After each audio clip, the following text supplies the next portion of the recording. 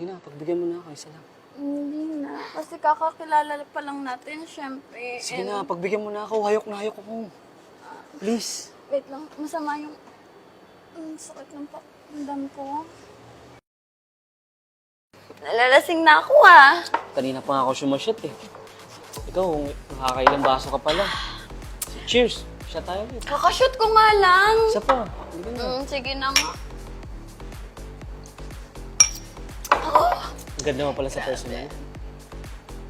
Thank you. Ngayon lang ako nakakita ng katulad mo. Grabe ka naman. Baka ma-fall in love ako niyan sa'yo. Pinareserve ko talaga sa'yo ito. Mukha 7. Kaya pala walang tao, ha? Oo, para masolo kita. Pero grabe solid yung vibe dito, no? Ang ganda nga ng songs eh. Tara, sayo tayo. Talaga? Pero hindi ako nasayaw eh. Naiya ako eh. Sige. Oops. O, dahan-dahan lang. Okay.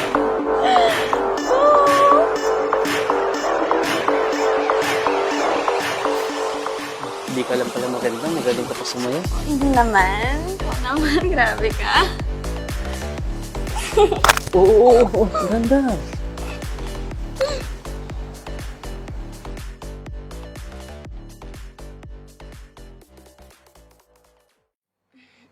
Pahinga muna ako. Wait lang. Medyo tipsy na rin ako eh.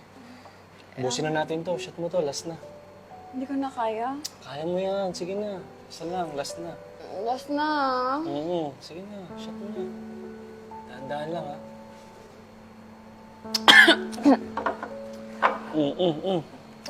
Okay ka lang? Uwi na tayo. Tara, hatid na kita. Dahan-dahan lang ha. Up. Wait lang. Oo, wait lang.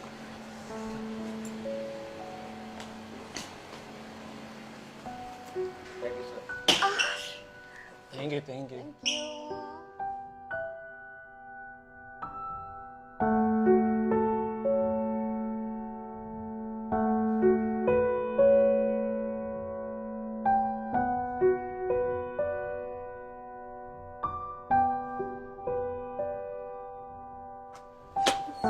Sorry ha. Okay ka lang? Grabe. Nalasing ako. Ako din, grabe.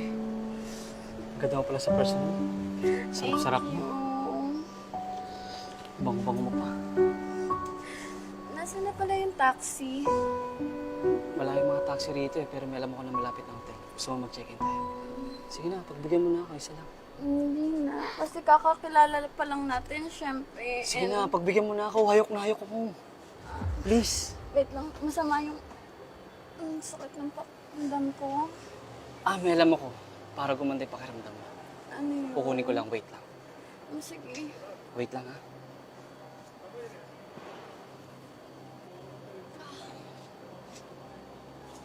Tadan! May dala ako alak para sa'yo.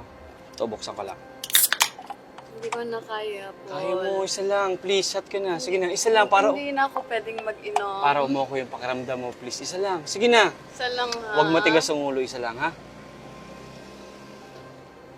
Oo. Isa pa. Sige na. Kaya mo yan.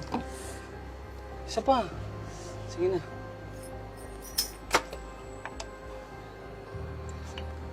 Wait lang, nalaglag mo kunin.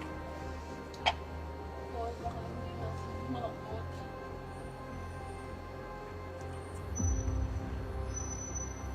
Ba't may picture ka nito? Kilala mo ba kung sino to? Reminder ko yan sa sarili ko na hindi ako pwedeng mag-inom. Bakit?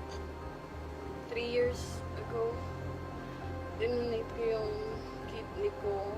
Actually, 1 kidney na lang yung gumagana sa Di ba alam, kapatid ko to? Paul. Baka hindi na ako umabot. Lexi! Shit, napakagago ka talaga. Lexi, wait! Uy, gising! Okay ka lang? Lexi, uy! Gising! Uy! Wait lang. Hello, ambulance. Pahing kaming tulong. Hello? Pakidalayan nyo, please. Uy, Lexi, gising! Hello? Pakibilisan nyo, please. Uy, Lexi, gising! Uy! At isinugod na nga ni Paul sa ospital si Lexi. Sa kabutihang palad ay naagapan niya at nakarating agad sila ng mabilis sa ospital upang maisalba ang buhay ng babae. Hindi niya lubos akalain na ang taong nagsalba sa buhay ng kanyang kapatid ay ang taong pinagplanuhan niyang gawa ng kasamaan. Gayunpaman ay natuto din si Paul na huwag samantalahin ang kahinaan ng kahit na sino. Ito din ang naging dahilan sa pagbabagong buhay ng lalaki. Nagsisi din siya sa kanyang ginawa kay Lexi at humingi ng tawad sa kanyang mga maling nagawa.